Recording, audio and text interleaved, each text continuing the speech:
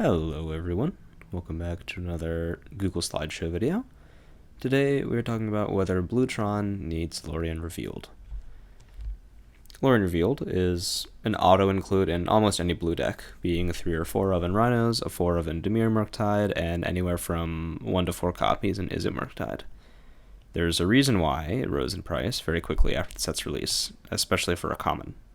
Andrea Mengucci described the card as being a land that pitches to subtlety and force negation, similar to Seagate Restoration, and that's basically what Lorien Revealed is. We aren't playing Lorien Revealed for its first line of text. 5 mana to draw 3 cards is honestly pretty bad. The going rate for blue sorceries that draw you cards is that you draw cards equal to the spell's mana cost, -1. Think of an Evoked Mulldrifter, Divination, and this is a new card, but Fire Executing Espionage, costing 3 mana and drawing you 2 cards. By that standard, Lorien Revealed ought to draw 4 cards for 5 mana, and it probably would draw 4 cards if it didn't have island cycling, which is what makes the card so good. Being able to pay 1 generic mana at instant speed to search for an island allows the decks that run it to have better mana fixing and or play fewer lands.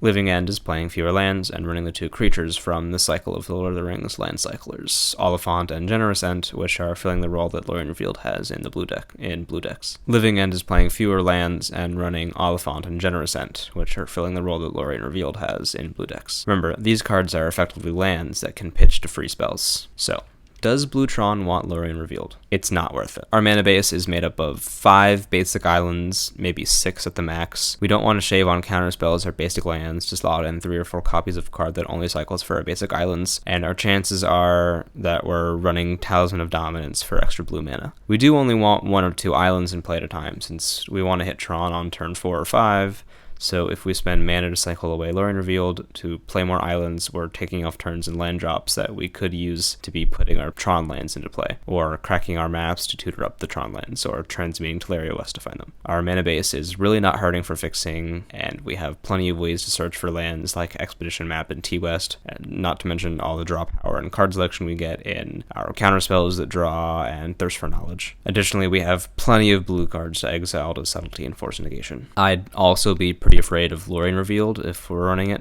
getting taken with Thoughtseize and Grief. By playing Lorien Revealed, you're basically making it so that your lands can get Thoughtseized. Scam is already one of the worst matchups for Blue Tron, and I really don't want to give them any extra help. At the moment, it seems like Lorien Revealed doesn't have a place in Blue Tron. However, Lorien Revealed isn't the only land, or pseudo-land, that can pitch to Subtlety and Force of Negation. Seagate Restoration is a blue sorcery from Zendikar Rising. It's 4 and 3 blue mana to draw cards equal to the number of cards in your hand +1, and have no maximum hand size for the rest of the game, which is a decent effect, but not the part of this card that we care about. Its other side is a blue source that bolts you if you want to untapped. This card sees a little bit of play in Modern in some Merfolk and Charbelcher lists thanks to Subtlety and Force of Negation being in the format, and its flexibility of being both a land, although a painful one, and a card that can pitch to free spells since it's technically a sorcery. So, does Blue Tron want Seagate Restoration? Most Blue Tron lists run 5 basic islands. Replacing 4 islands with Seagate Restoration would leave us with 1 basic island in the deck. I'm a little hesitant to do this due to the prevalence of all these cards here. Blood Moon, Field of Ruin, Boseiju, everything. I'll show this meme about Scam again. I am even more afraid of Seagate Restoration getting taken with Thoughtseize or Grief than I am of Lorien Revealed getting seized or griefed. Blue Tron is generally better against Blood Moon than Green Tron is, and we can often win through a Blood Moon, but going down to only 1 basic island would make us completely cave to Blood Moon and make Grief and Thoughtseize even better against us. Again, I really don't want to give them any extra help in the matchup. As Blue Tron, we're a slow control deck that really doesn't want to lose any more life than we need to. We're running 2 or 3 copies of Dismember in the main, which already costs 4 life to cast at the most.